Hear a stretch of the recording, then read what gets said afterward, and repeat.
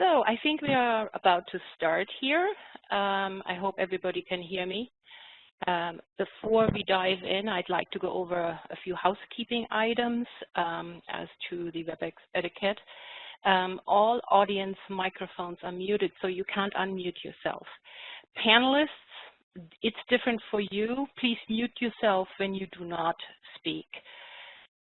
If you have questions, this is to the audience, please send your questions through chat. Select all panelists to make sure your questions can be viewed by all our speakers today. Very importantly, please tell us what organization you are with.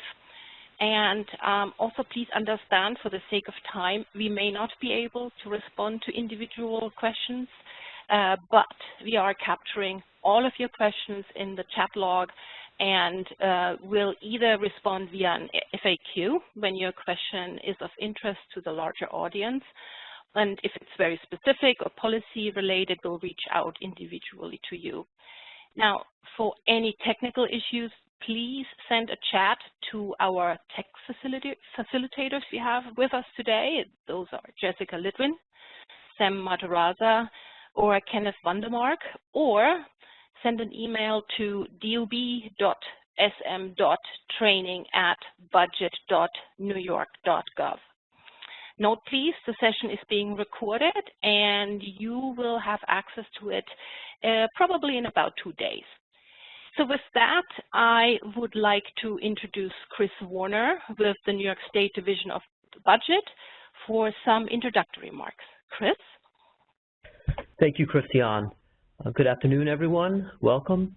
My name is Chris Warner, and I am with the State Division of the Budget, or DOB. One among a number of people here at DOB working with other state agencies and consultants to really coordinate the state's response and fiscal recovery to the pandemic. Wherever possible, the State Budget Office wants to ensure that you, the state's not-for-profit entities, have access to Fema resources that may be available to you in response to the pandemic.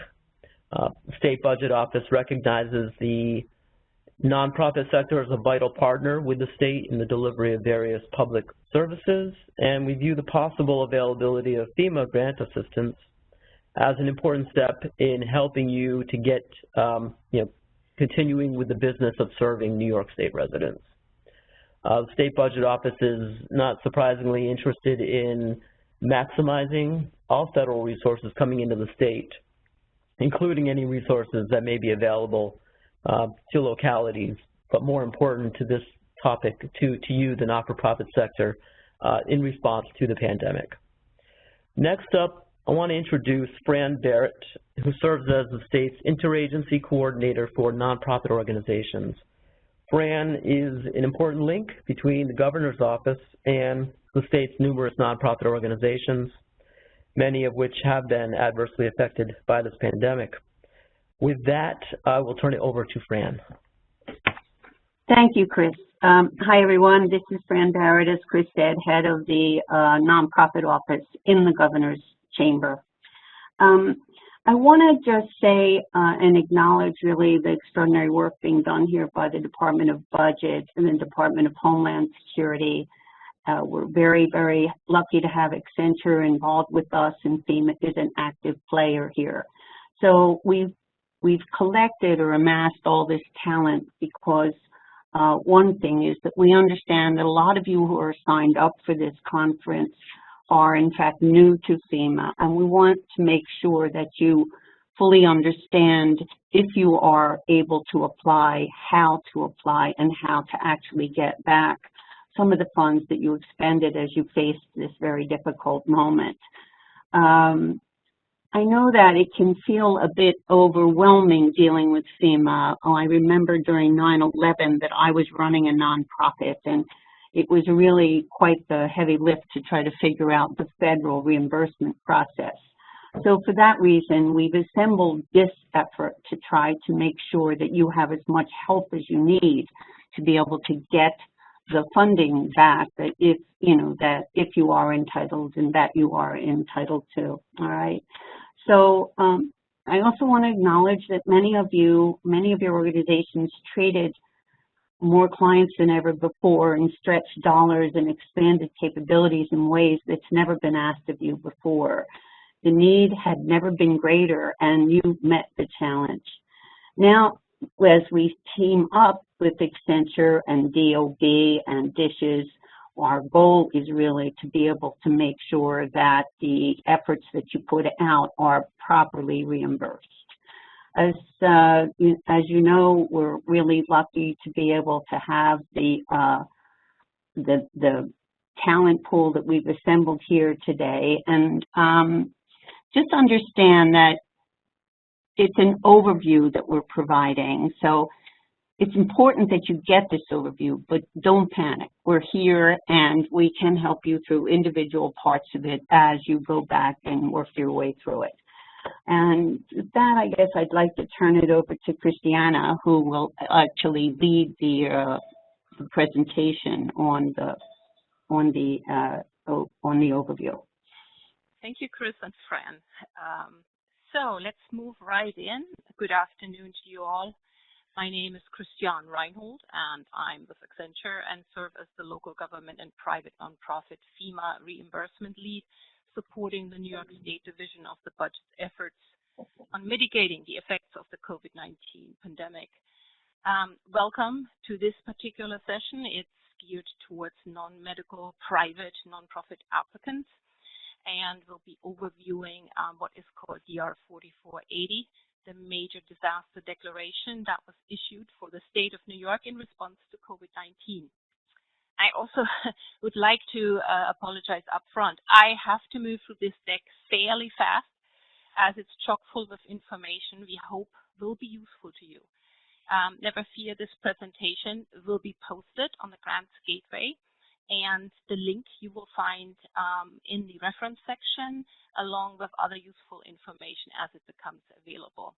You can access also the Grants Gateway, the microsite that we recently just put up, and that will house the deck and the recording by going back to your original session invitation, because in there we also placed the URL rather prominently.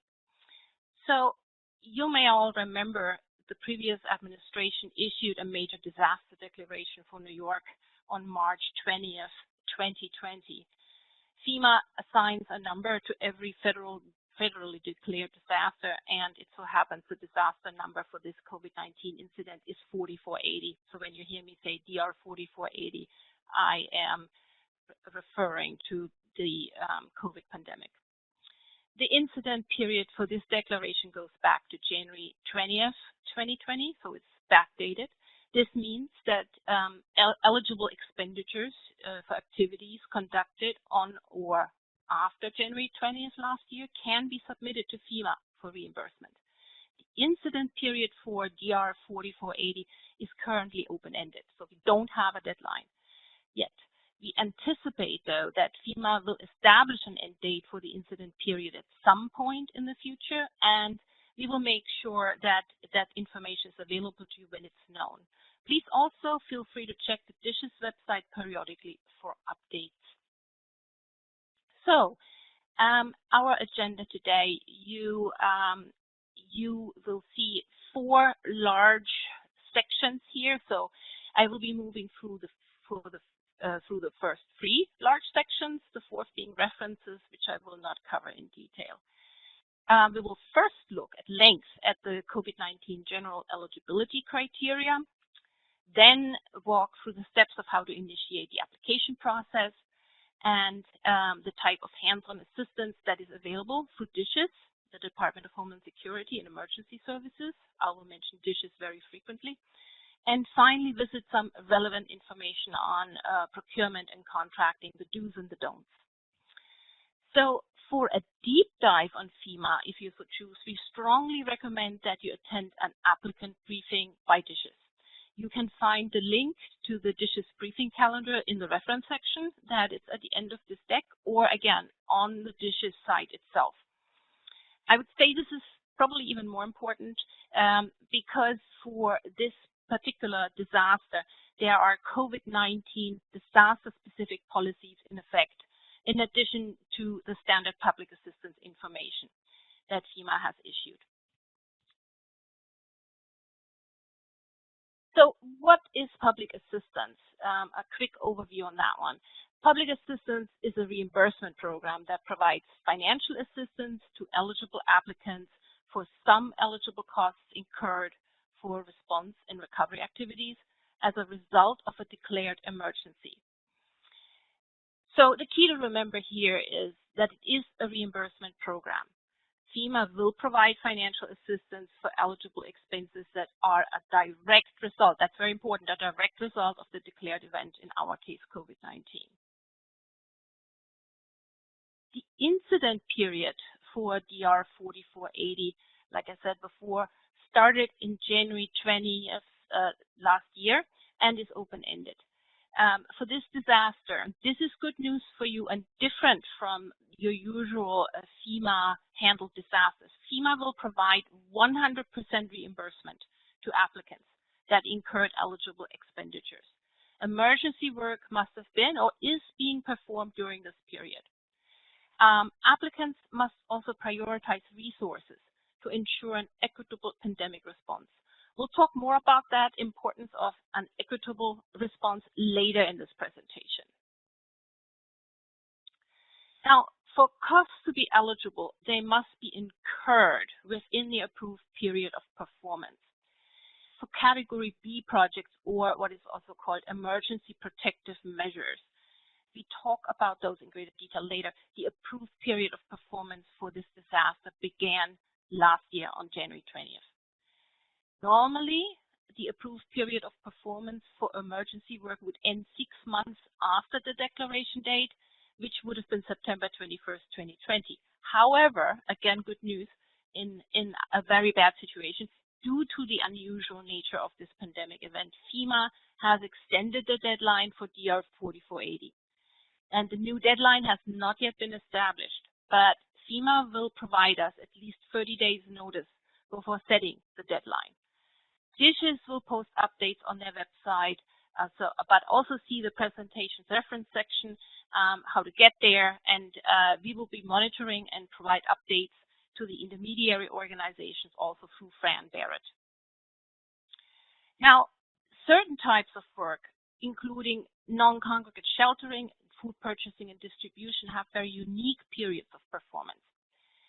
This means that certain types of work and associated expenditures may only be eligible before or after a particular date based on FEMA's interim policy or White House directives. We'll address those in this presentation a little later based on best available information. So now keep in mind, please, to apply for FEMA reimbursement, you must have incurred no less than $3,300 in costs directly related to eligible COVID-19 work and services. That's one thing.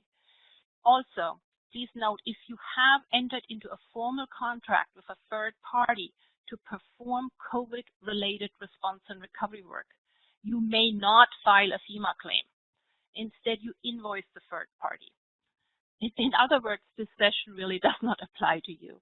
In a situation like that, FEMA public assistance is not applicable, and those nonprofits of you that contracted with a third party cannot apply for FEMA reimbursement. Now, to help address the impact of COVID-19 on the highest risk communities and underserved populations, FEMA has introduced equity requirements for applicants and recipients to ensure that assistance is provided fairly. Note that the safe opening and operating work policy, among other, includes an equitable response and recovery requirement. FEMA issued a job aid back on March 15th this year to assist applicants and recipients with understanding the equity requirements. You can find it again in the reference section of this deck or also posted by FEMA and by DISHES. Now, what you see here on this slide is in a very condensed way the entire process to initiate the process to attain public assistance, and shows the entire life cycle from beginning to the very end. The process is divided up in 7 phases.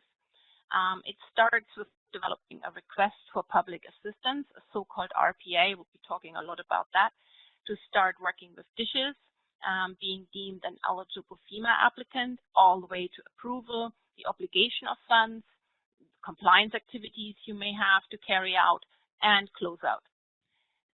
Steps 2 and 3 in phase 1 are separate steps, or in this case, calls.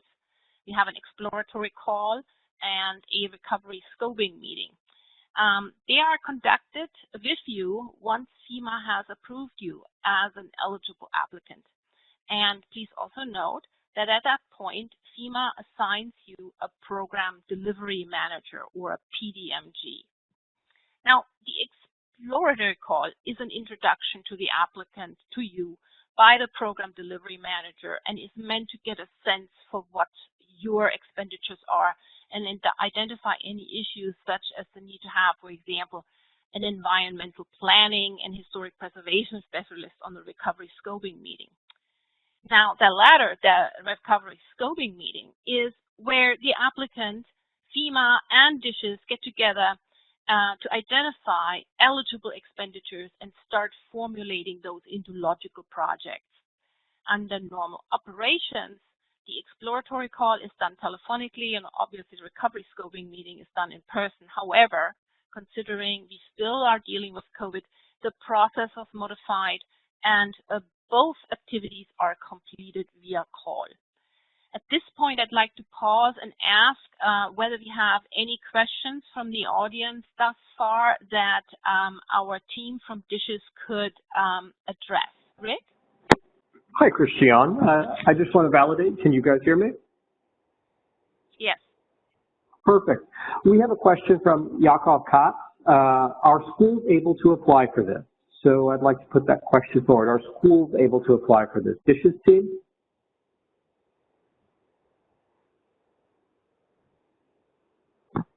Good afternoon. This is Joe Stinson from Dishes. Yeah, most schools are identified as a special government district.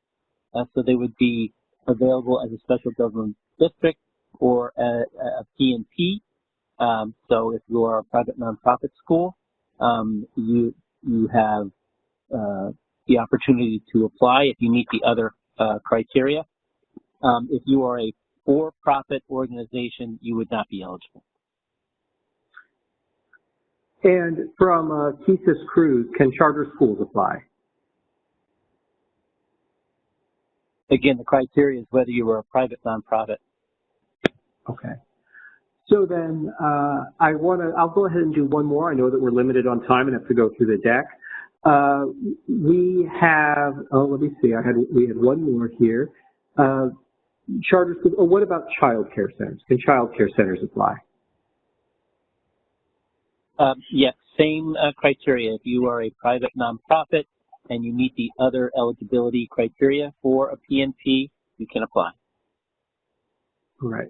Thank you so much. And for all of the questions that we don't capture today in our audio answers, we will go through them and answer them after the presentation. So back to you, Christian. Thank you, Rick. Thank you, Joseph.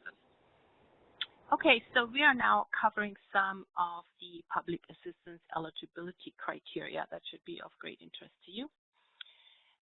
You see here this pyramid. It shows the tiers of eligibility for and all, starting with the applicant, facility, work, and cost. All 4 tiers must be eligible to obtain Fema funding. We'll cover all of these, with the first being the bottom tier, eligible applicants. So on this slide, you can see the types of eligible applicants and determine what group you fall into.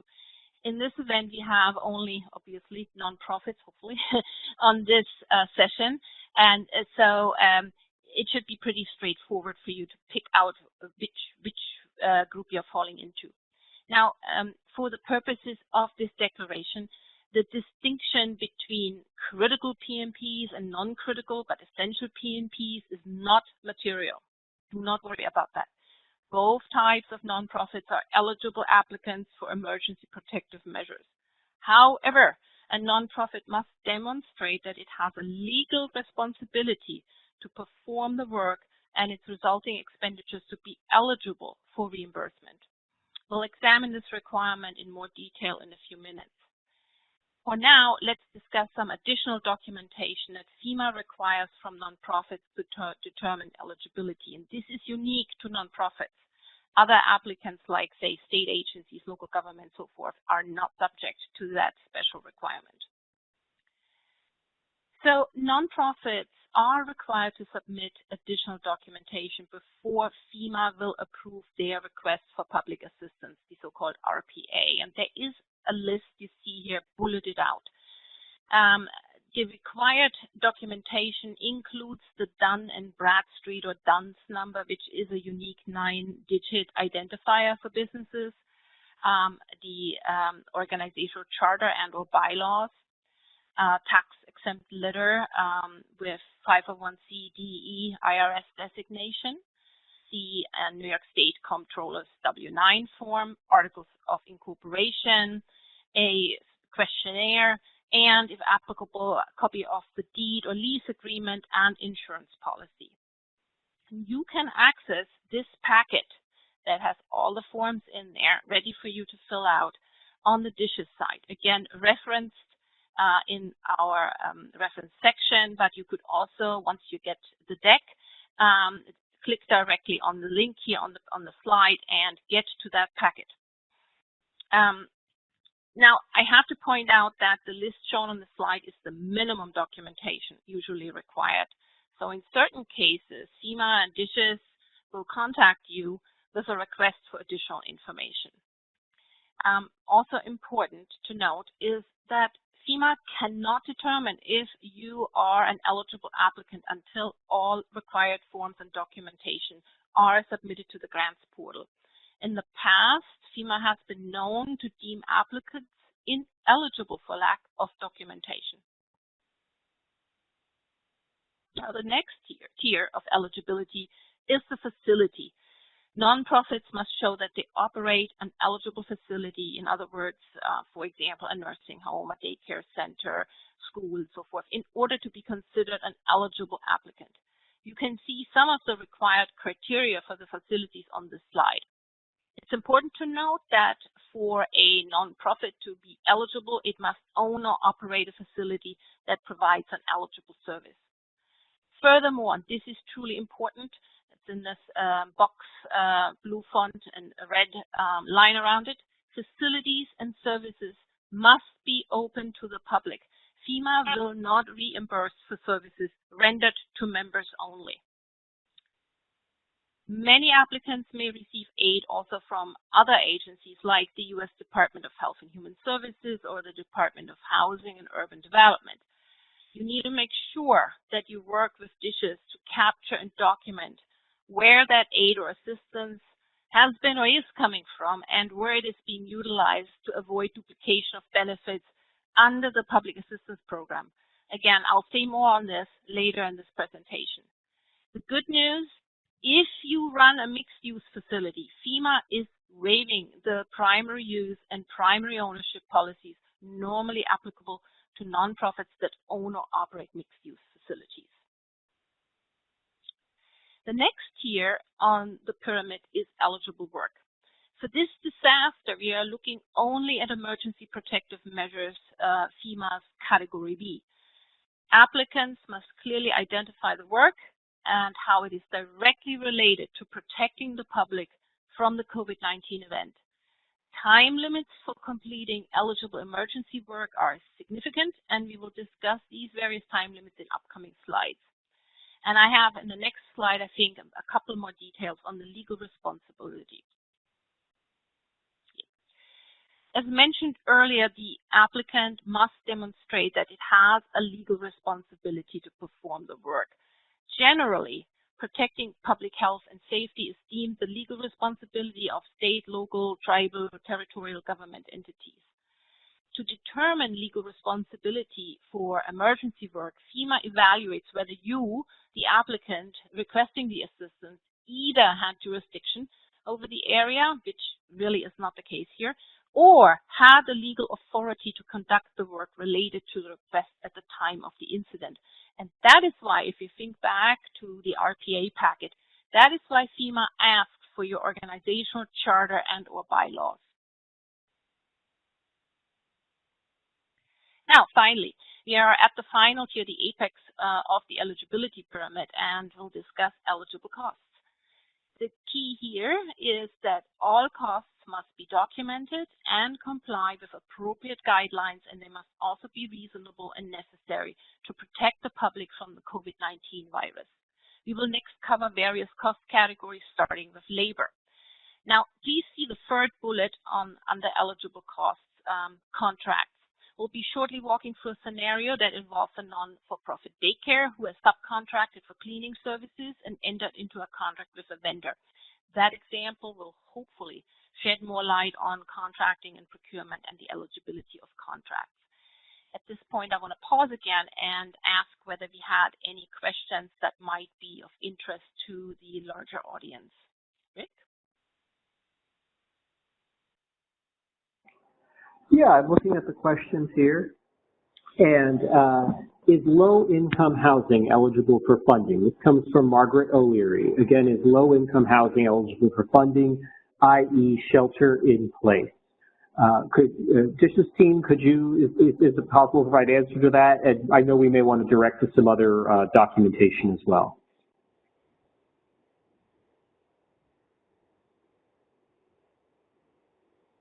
Hi, this is Joe Stinson. There are criteria that we'll be going over in this presentation for non-congregate sheltering. Those type of services are generally deemed to be in protecting public health and safety, which FEMA deems to be the responsibility, the legal responsibility of state, local, tribal, and territorial government entities, as opposed to PNPs. So if PNPs are engaged in that of work, what they would want to do is contract with the local government and bill the local government, and then the local government could seek reimbursement from FEMA. We'll be going over that further in the presentation.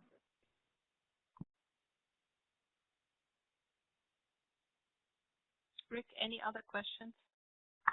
No, at this time, let's go ahead and continue with the presentation. Thank you. So let's talk about labor. Labor costs are for your employees, both full-time and those that may have been hired as temporary employees to respond to the COVID-19 virus. For your permanent employees, only their overtime used on DR 4480 work is eligible. Their regular work time is not eligible. It's different for temporary employees hired to work on DR 4480. In this case, both regular and overtime costs are eligible. In addition, fringe benefits like perks, health and dental insurance, retirement benefits, paid time off, etc., these costs for eligible hours are also eligible. And you may be asked to calculate an average fringe benefit hourly rate for your employees. For all labor costs, you will be required to provide supporting documentation to include employee name, title, timesheets, hourly rate, work performed, location, date and hours worked, and separating overtime from regular time. I can't repeat it enough. Documentation is key to expediting your project through the process. Note that FEMA typically likes to see straight time if overtime is being claimed, even though the straight time is not being claimed, at least not for regular employees. Let's talk equipment. Equipment costs are for equipment you own, lease, or purchase for necessary use in response to this disaster. The equipment and vehicles you own are normally reimbursed based on an hourly rate. Leased or rented equipment is based on the rental or lease agreement, and purchased equipment may be reimbursed based on the purchase cost minus salvage value. When claiming reimbursement on an hourly rate, FEMA allows credit for a full workday when the equipment is used for half the workday or more. For example, you have a vehicle that transports medical equipment to a temporary medical facility. The equipment is then offloaded and used for 5 hours at the temporary facility, and then is loaded back on the vehicle and returned to its origin. The vehicle use is only eligible for the actual hours in transit to and from the site, but the equipment used at the facility for 5 hours is eligible for the entire workday because it was used for more than half of the regular workday. Once again, we stress documentation. Fema will want to know the type of equipment used, including size and capacity, date, hours used, location, purpose, operator information, rate. You may be asked for copies of logbooks. Fema has cost codes establishing equipment rates, which are normally used to reimburse equipment usage, but you can use local rates if they were established prior to the event. Fema cost codes, please note, are normally more advantageous, except perhaps in high-cost areas where local rates may be higher. You can select the Fema rates or your local rates, but you must use the same method for all your projects, so you cannot go shift back and forth. Let's talk materials. So materials are those that you either use from your own stock or purchase for use in the event. If you have invoices for your stock items, those invoices can be used to establish costs, or you can document free quotes from local vendors to establish the cost of replacing that stock. Note please, you do not have to replace the items taken from your stock in order to seek reimbursement for stock that was used in response to the COVID-19 event. Keep in mind that items you purchase must meet all contracting and purchasing requirements and be fully documented. You will also need to account for materials not used for eligible work during the authorized period of performance, so tracking inventory and documenting usage is important. Now let's look a little closer at emergency protective measures. What are those? Those are actions taken and expenditures resulting before, during, and following a disaster to save lives, protect public health and safety, or eliminate immediate threat of significant damage to public and private property. We see a couple slides further the very specific categories that apply. For costs to be eligible, they must be incurred within an approved period of performance. We've heard already that for Category B projects, the approved period of performance for this disaster began last year on January 20th. Fema will provide at least 30 days notice before setting a deadline. Now, due to the unprecedented nature of this event, the state continues to work closely with Fema to provide as much information as possible on what costs and activities are eligible. DISHES will continue to update applicants by posting information on the DISHES website. As many of you may know, Fema headquarters has issued several policy updates and revisions that have had significant impact on eligibility of certain costs. So we will discuss the evolution of eligible costs in this disaster. Now, certain types of work, including non-congregate sheltering and food purchasing and distribution, have unique periods of performance, which we will discuss when we address those measures. Certain types of work may only be eligible before or after a particular date, based on FEMA's interim policy or White House directive. Next, now that we've talked Category B, we'll discuss Category Z projects. FEMA will reimburse your direct and indirect administrative costs incurred for submitting and processing its FEMA projects. Please note the following on Category C projects. Actual costs must be fully documented. Reimbursement is capped at a maximum of 5% of your total obligated Category B project costs. And finally, do not include costs incurred for actual work to complete a project. We got an example here. A daycare purchased disinfectant worth $100,000 and has incurred direct and indirect administrative costs associated with applying for FEMA reimbursement. Based on the documentation the daycare provided to FEMA, FEMA will add up to 5% of the $100,000. It is $5,000 to the obligated amount for a total of $105,000. FEMA automatically creates a separate Category C project for management costs for each applicant. And again, the federal share, just like for Category B, Category C projects is 100%. It is no cost share is required to be paid by you. You will need to document your administrative costs before requesting closeout and reimbursement for your Category Z project. Now, we have special considerations here. The key thing to remember is that FEMA is ordinarily the payer of last resort. This means that all other funding provided on a project is considered first and deducted from the costs eligible for reimbursement under FEMA's Public Assistance Program. For DR 4480, FEMA is not enforcing its normal payer of last resort criteria and will pay for eligible expenses if the same expense is not paid by any other source. The most common additional funding source is typically insurance. If the expenditures are covered by insurance, FEMA will require the applicant to file a claim for those expenditures with their insurance carrier and will deduct the proceeds of that claim from the total eligible costs for the public assistance grant. In DR 4480, there is a particular likelihood of other grant funding sources, such as we already mentioned, the U.S. Department of Health and Human Services, for example. It is critical that you are able to report on all funding sources received and how those funds were applied, so FEMA can ensure that no duplication of benefits has occurred under the Public Assistance Program. To help identify the types of work and costs that are eligible for reimbursement through public assistance during each of the 3 eligibility periods for this disaster and how the eligibility changed for some from one period to the next, FEMA has developed a convenient one-page comparison table. We'll see that on the next slide.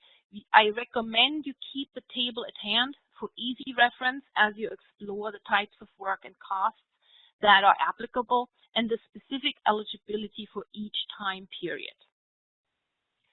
So here you see now the table. I hope it is relatively easy to read. You have on the left side the eligible work. Disregard the top part, medical care. This session only deals with non-medical nonprofits.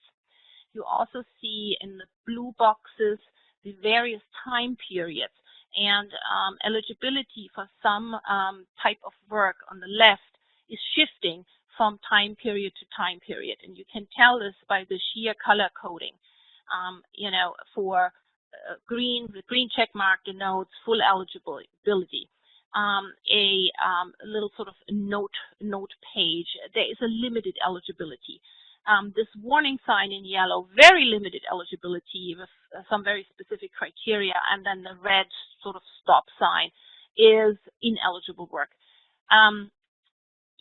For this audience, I would say we expect that you have incurred costs responding to the pandemic due to purchasing goods and services or providing services like purchasing PPE or disinfectants, potentially retaining a cleaning service or a screening service, temp checks and testing, or you performed it yourself.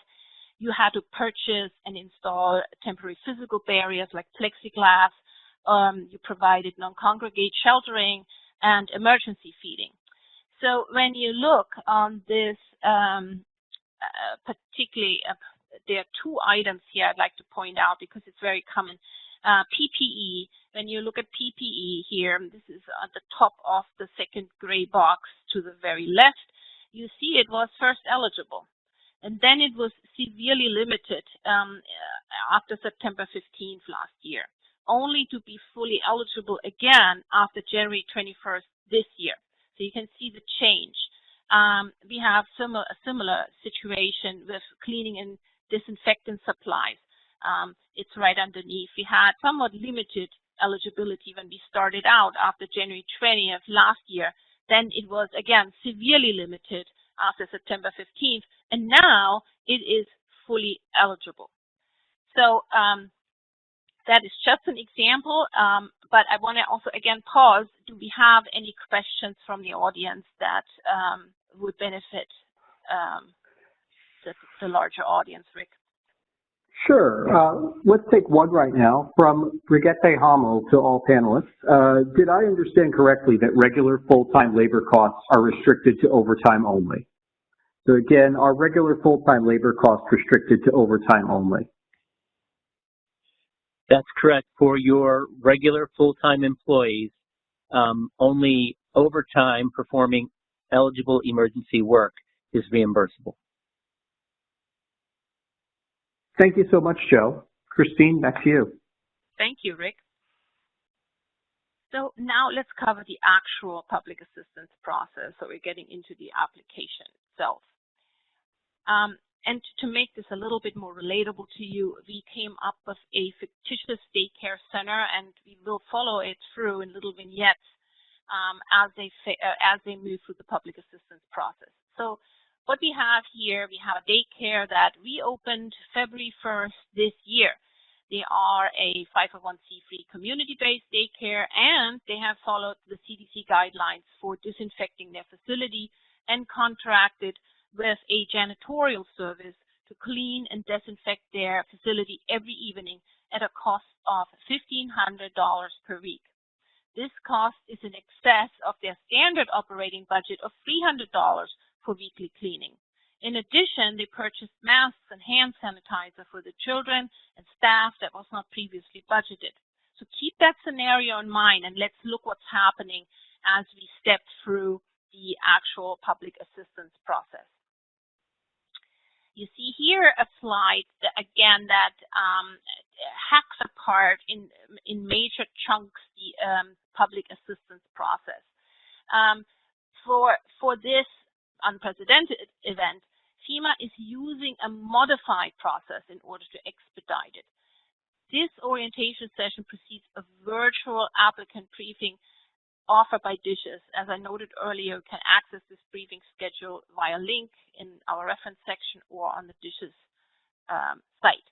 Both are the orientation and the briefing are part of the earliest stages of the process, when you are all the way to the left of this dark blue block that says attend virtual applicant briefing. And I will cover the remaining steps in this presentation as we go along. Those of you, and there were a few of you based on the registration questions we asked, and who are familiar with normal Fema delivery processes will see significant changes. I will now discuss one of the most important topics, which is the request for public assistance, or RPA. The RPA is the form submitted to Fema to request to be an applicant in the disaster. For DR 4480, we currently have an open enrollment period. As mentioned earlier, we will advise when Fema does set a deadline for RPA submission.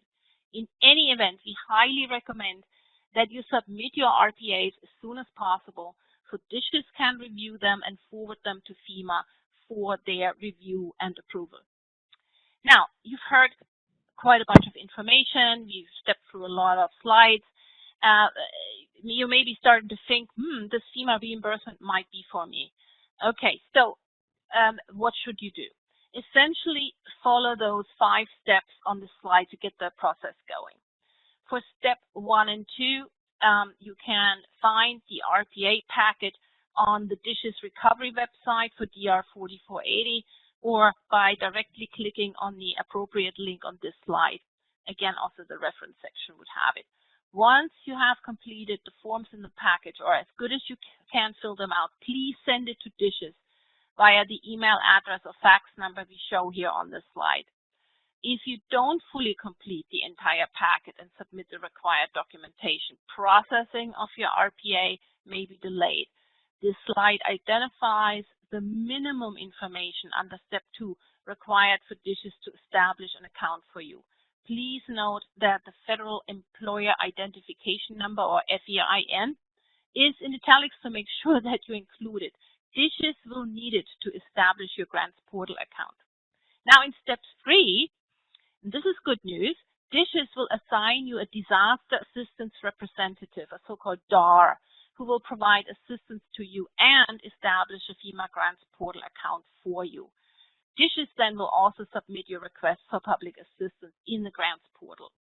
In step 4, you begin working with your assigned disaster assistance rep to scope your projects. Now, once FEMA approves your request for public assistance in step 5 and deems you an eligible applicant, you will be able to submit projects in grants portal. Quick pause here. Rick, any questions that we should take up right now? Yeah, I'll say we've got one here from Gary Urbanowicz. Do the eligible periods mean when the cost was incurred? So again, do the eligible periods mean when the cost was incurred? Yeah, there's two things to keep in mind with respect to that. The cost has to be incurred within the period, and the work has to be performed within the period. And I think this presentation may get into it a little down the road. But with respect to supplies in particular, if you're purchasing supplies and they're eligible within that first period from January 20th, 2020 to September 14th, 2020, if you bought them at the end of that period, but you did not use them within that period, and they became ineligible in the second period, only the portion of those supplies that you used within that eligible period would be reimbursable. So it's two things to keep in mind when it comes to supplies, is both when you incurred the cost for them and when they were used. So tracking your inventory and usage is very important to meet the disposition requirements that are found in 2 CFR Part 200. Thanks, Joe, and I'll hand it back to you, Christiane. Thank you, Rick. So back to our scenario with our fictitious childcare center. So the childcare center downloaded the request for an RPA packet and contacted DISHES. They were then assigned a disaster assistance representative, the DAR, who helped them fill out the RPA. The FEMA then reviewed the RPA, and the childcare center was approved as an eligible applicant. And upon approval, they were given access to FEMA's grants portal. So now that the childcare center is an eligible applicant, let's see what comes next. Let's discuss some differences between small projects and large projects and the requirements for each. You must meet a minimum monetary threshold for an eligible project. In order to qualify, you heard this already, a project must have eligible costs of at least $3,300. All projects are then categorized as either a small or a large project.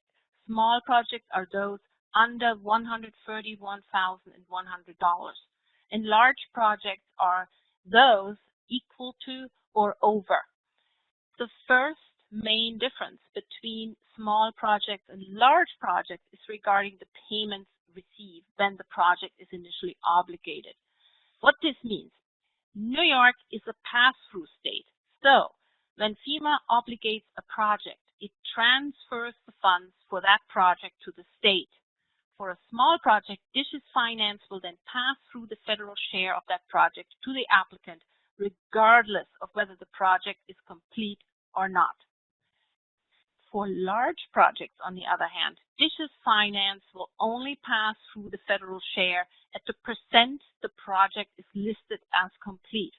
For example, if a project is obligated for $1 million at 25% work complete, the applicant's initial payment will only be $250,000. The second main difference between small and large projects is regarding the closeout requirements. Small projects require no formal closeout process, but do require that the applicant submit the so-called P4 form, which is a certification by the applicant that they have completed the authorized scope of work for the project. Large projects, on the other hand, must be paid on actual costs, so they require a formal closeout. A P form must also be submitted on large projects when the work is completed to trigger the large project final accounting process. So keep in mind, for large project, there is also a quarterly reporting requirement as long as the project remains open. So now we have covered a lot of ground. I understand there was much to absorb. The good news is that Fema and DISHES are available to assist you in developing and organizing your cost in the logical process. There is also expert staff available in the event you were to encounter a unique or particularly challenging situation or project. So please do not hesitate to reach out to DISHES. Now, we still need to talk about what components make up a project. The event is not the typical kind of natural disaster that normally, we're familiar with. It causes damages to buildings and roadways. Instead, this pandemic event will require documenting the activities and costs incurred in responding to the virus. The most important thing to remember is to make sure you have all the required documentation to support your project, and that includes invoices, contracts, insurance policies, claims, settlements, actual costs, etc. If you do not provide the required documentation, Fema may issue a request for information and withhold reimbursement until you comply. Let's go back to our scenario. The Child Care Center, with the assistance from their DAR, began developing the project application. The daycare's normal operating budget, if you remember, was $300 per week for cleaning. Because of COVID-19, their costs skyrocketed to $1,500 per week. Fema will only reimburse for costs in excess of normal operations. Therefore, the daycare would only apply for the difference per week of $1,200. Here are some standard items that are considered necessary for most projects. This is what you have to have on hand. List of expenditures for the type of emergency protective measures undertaken. Insurance information, list of paid staff, regular and overtime hours, fringe benefits information, list of equipment used, hours of operations, miles driven, dates and times, list of materials and supplies purchased or used, copies of any contracts used for this event if applicable, procurement policies, and documentation of compliance. When you're working on developing your projects, keep these in mind and make sure you have what is needed to support that project. Back to our Child Care Center. So their DAR discussed with the Community Child Care Center that in order to file an application, there is certain documentation that they would need to provide to Fema as proof that they performed eligible work. And because the daycare contracted the service out, they would need to provide the following documentation: contracts and the contractor EIN number, invoices, canceled checks, or electronic proof of payment, dates of services. After all of the client documentation was provided by the daycare center, the documents were uploaded into Fema's grants portal and the application was submitted. Now, if you remember back to the slide with the 7 phases, the recovery transition meeting was listed here, provided an opportunity for you to review your projects with Fema and DISHES in order to make sure that all the eligible work undertaken has been captured in one or more projects and submitted into the grants portal. It's at this point that you will be transitioned to another DISHES resource, the so-called Disaster Assistance Manager, DAM, from the DAR to the DAM, for DR 4480, who will then be your primary point of contact for any further actions that may be necessary, like scope of work change requests, quarterly reports, and the closeout. When Fema obligates your project, you will receive an email notification from the DISHES Disaster Assistance Manager. The email will attach a copy of your project and the P4 form for you to certify project completion. Please make sure when the time comes to return this form when your project is complete, so DISHES can submit it to Fema and have the project closed in the system. Our final scenario, in this scenario, our child care center received an email indicating FEMA indeed obligated requested funding for the project. This communication included a copy of the obligated project documentation.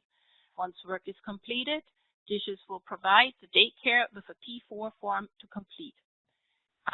All large project costs will be verified and submitted to FEMA for approval prior to closeout. Now, one last section, and I think we have here some relevant information for you on contracts and procurement. Please note that all contracts and purchases must comply with all local, state, and federal procurement requirements. While some requirements may be suspended under COVID-19, it's prudent to make sure your contracting and purchasing staff are taking all reasonable steps to comply with whatever requirements apply and follow the appropriate guidelines.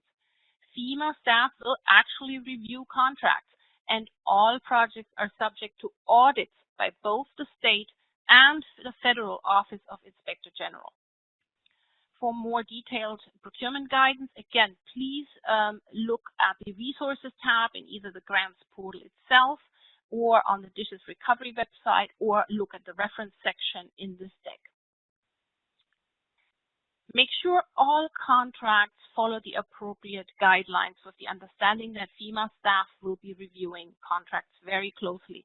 The preferred contracts are those that are competitively bid. Also, don't forget the importance of tracking and documenting inventory, like has been mentioned before during our QA, and so you will be able to comply with disposition requirements at closeout. Now, there are two types of contracts that I briefly want to touch on. Lump sum contracts are acceptable and require minimum monitoring by the applicant, as you don't have to document the quantities separately. Time and material contracts can be used, but there are some explicit restrictions. Time and material contracts must have a cap, which the contractor exceeds at its own risk. For example, a cap not to exceed $200,000 or a cap not to exceed 70 hours of work. The intent behind allowing time and materials contracts is to allow an applicant to respond to the immediate needs while giving the applicant time to utilize their normal procurement procedures for scopes of work that will continue for quite a prolonged period. Here are some caveats. There are several types of contracts that may jeopardize reimbursement. For example, a cost-plus percentage of cost contract is where a contractor says they will do the work for whatever it costs them, plus a percentage of that work. For example, the contractor spends $100,000 on the work, and the percentage agreed on is 15%. The contractor receives at the end $115,000. In this type of contract, there is no incentive for the contractor to work efficiently and swiftly. The more time it takes, the larger his profit. This is an ineligible contract, and FEMA may make your project ineligible if you use this type. Contracts that state they are contingent on the applicant receiving reimbursement from FEMA are also ineligible. Examples include contracts that say the applicant will pay the contractor whatever FEMA pays or will pay if or when FEMA pays. Such contracts are ineligible. You must act using your normal procurement procedures without any reference to reimbursement from FEMA. One more point, avoid contracting with a debarred contractor. Make sure your contracting staff are checking the list to see that they're not dealing with a debarred contractor, as that contract will be ineligible. The list of debarred contractors is available through link in the reference section, and that sends you straight over to the DISHES website where that list is maintained. Finally, regarding procurement and contracting, federal procurement regulations have a requirement to actively solicit minority and women-owned business enterprises, so-called MWBEs. Although FEMA has waived this requirement in DR 4480 for the duration of the public health emergency, you should be aware of it for any procurement that occurs outside of that waiver. The requirement does not mean for you to simply put a notice in the newspapers as part of your bid process. language like in a publication that says MWBE enterprises are encouraged to reply does not satisfy the requirement to actively solicit them. You need to identify MWBE contractors in your area and show active solicitation via email, telephone contact, or regular mail. Invite them to bid on your project. Failure to do so may make your project ineligible. Now, we came up right to the hour. I was not planning anyways to go through the reference material. You can access that at your leisure once it's posted out on the Grants Gateway site. These are all links out to Fema and DISHES and lots of good information for you to look at. I also wanted to bring to your attention that this deck is you can find on the Grants Gateway at this specific URL, but you do not have to hurry to note it down right now. If you go back to your original session invite that you received, the URL is in there referenced multiple times. So that gets you straight over to the microsite that we stood up on the Grants Gateway site, and that will provide you lots of resources as well as an ability to download the deck, and in a little while also to access a recording of this session. So with that, I believe, unfortunately, we do not have time for more Q&A. I want to thank the audience for attending. Christian. Yes? Hey, it's Rick. I think we prioritized the questions. Could we take just 2 more questions, I think? Sure. I mean, if the audience is able to, please stay. If you can't, we will not have you miss out on those questions. They will end up in an FAQ, or you will directly get contact. Of course. All right, let's go. The first one, I think these are both fairly simple. What, from Peter Marani, what does it mean to be in contract with a third party? Who are we defining as a third party? And I think this arose from the thought that if a third party has had you do something, they're paying you for it so you don't go to FEMA. But again, what is a third party, and what does it mean to be in contract to them? DISHES, could you lend a hand on that one? Sure, Rick. This is Joe Stenson, and I'll approach it from both sides. So if you're an eligible applicant and you have eligible work, let's say you are reopening your facility after January 20th,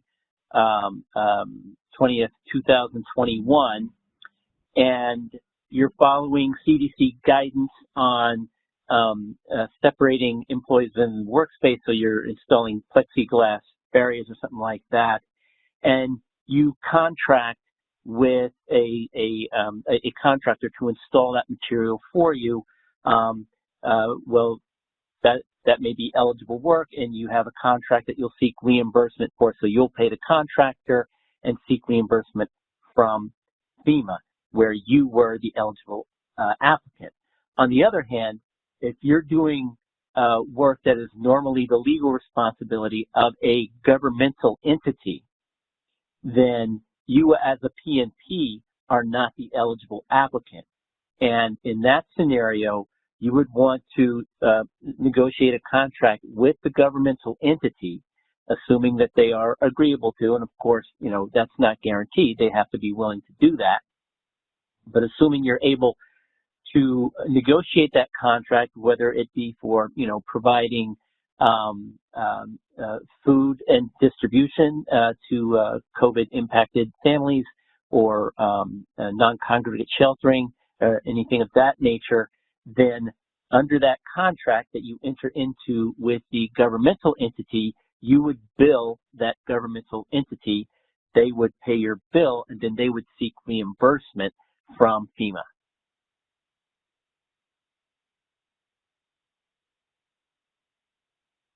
Do we have another question, Rick? I'm sorry, I was on mute. Let's do one more. I know we're over time. Thanks, Joe. From Norman Mendel. Are expenses incurred to protect employees to perform their duties eligible? For example, partitions, creating new offices to avoid shared office space, etc. So again, are expenses incurred to protect employees to perform their duties eligible? Thanks, Rick. So that the answer to that is very nuanced. So I will recommend that if you have those kind of expenses, you submit your RPA and develop a claim and have the DAR go through your claim specifically. The answer is slightly different depending on which period you're incurring those expenses are. For non-medical P&Ps during that middle period from September 15th, 2020 to January 20, 2021, they're not eligible, but they may be eligible prior and they may be eligible under the reopening policy. Partitions and signage to socially distance and things like that are eligible, but one broad category that people ask for is telecommuting, is having my employees telecommute so that there's less risk of exposure to each other. That has not been deemed eligible in this disaster.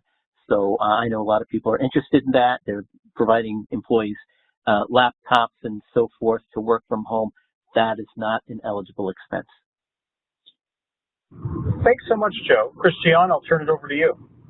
All right, I think we have reached the end of this presentation. Again, thank you very much for attending. I hope it was useful, and please do not forget to check out the resources available, certainly on the DISH's website, also on the Grants Gateway, where you then can get the deck, and in about 2 days, I estimate a recording of this session.